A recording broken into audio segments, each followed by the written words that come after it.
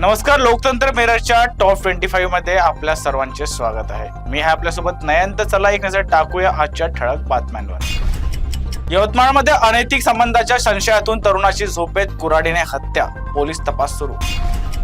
अशोक खरात प्रकरणात संशयित औषधांचे गूढ वाढले, SIT कडून 2 डॉक्टरांची कसून चौकशी. गोकुळ दूध संघावर प्रशासक नेमण्याचा मार्ग मोकळा, मुख्यमंत्र्यांच्या बैठकीत मोठा निर्णय. वाशिम कारंजात तापमान 43 अंशांवर, नागरिकांना उष्णतेपासून सावधान राहण्याचा इशारा. पुणे आळंदी ट्रॅफिक कोंडीत अडकलेल्या माजी CRPF जवानाचा वेळेवर उपचाराअभावी मृत्यू. नितीन गडकरींचे वक्तव्य, पेट्रोल डिझेल वाहनांना भवितव्य नाही, स्वच्छ इंधनाकडे वळा. कराडमध्ये चेंडू काढताना टाकीत उतरलेल्या शाळकरी मुलाचा बुडून मृत्यू, परिसरात हळहळ. शिक्षण विभागात फाईल प्रक्रिया ऑनलाईन, शाळांपासून मंत्र्यांपर्यंत पारदर्शकतेला चालना मिळणार. सोलापुरात नागरिकांच्या सुरक्षेसाठी पोलिसांची रात्री विशेष गस्त, हेल्पलाईन सेवा सुरू. 1 मे निकालात पालकांना विद्यार्थ्यांच्या उत्तरपत्रिका दाखवणे बंधनकारक, शिक्षण विभागाचा निर्णय. पुणे पोलिसांच्या तत्परतेने बेशुद्ध पडलेल्या व्यक्तीचा जीव वाचला, नागरिकांकडून कौतुक. संभाजीनगरात रस्त्यावर उघड्या वॉलमुळे अपघाताचा धोका, वाहन चालकांमध्ये भीतीचे वातावरण.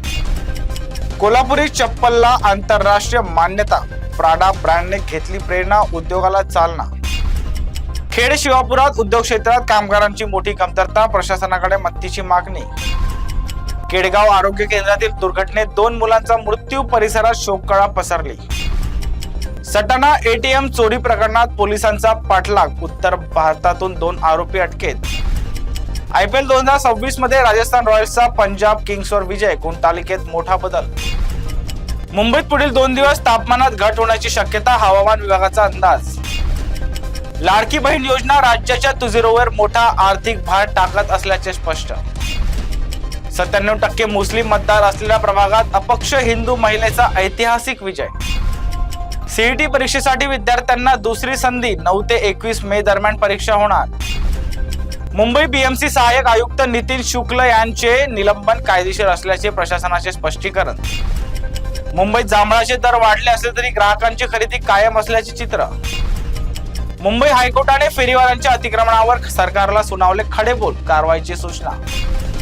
मुंबईतील धरणांमध्ये 27% पाणी साठा, 15 मे पासून 10% पाणी कपात लागू. आतासाठी इतकंच. बघत राहा लोकतंत्र मिरर.